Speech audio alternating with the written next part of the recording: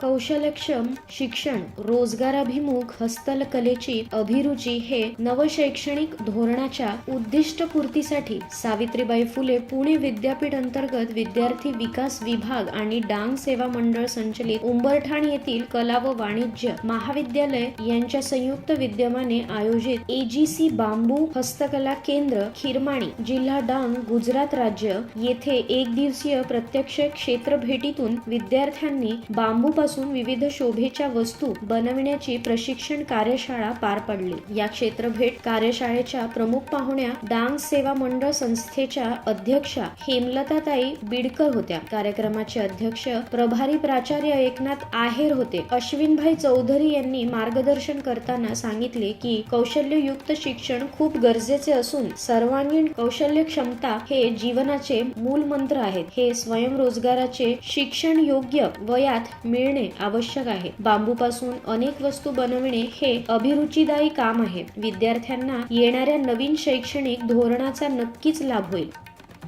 बांबू हस्तकला कार्यशाळा बघण्यासाठी, इथल्या वस्तू नवीन बघण्यासाठी आज आम्ही इथं आलेलो आहेत। तर ह्या बघा, आपण अशा वस्तू हाताने बांबूने तयार करून आपण घरासाठी शोच्या वस्तू तयार करून ठेवू शकतो। आपल्याला ही आवड सुद्धा निर्माण होऊ शकते, कारण याच्यामध्ये खूप छोट्या गोष्टी आणि खूप आनंद पण भेटतो। कला व वाणिज्य महाविद्यालय उंबरठाण, आम्ही आज या खिरमाणी या गावात आलेलो आहोत। या ठिकाणी बांबू हस्तकला हे केंद्र अश्विनभाई यांनी 12 वर्षापासून सुरू केलेलं आहे। या ठिकाणी शोभिवंत वस्तू ज्या रूढी परंपरागत चालत आलेल्या आहेत त्या त्यांनी जोपासलेल्या आहेत। त्यांनी यामध्ये विविध शोभिवंत वस्तूंचा समावेश केलेला आहे। या कलाकृतींनी बांबू जो प्रकल्प आहे या माध्यमातून विद्यार्थ्यांना तसेच जे शाळकरी विद्यार्थी आहेत त्यांना रोजगार भेटू शकतो आणि भविष्यासाठी त्यांच्या आयुष्यासाठी ते हितकर ठरू शकतं।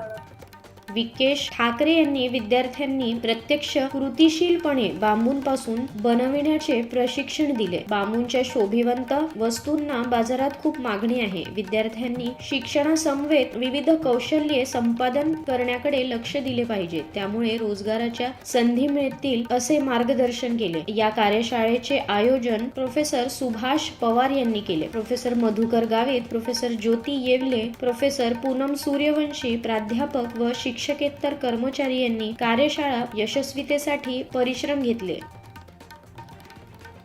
लक्ष्मण बागुल, जनमत लाईव्ह न्यूज, बोरगाव।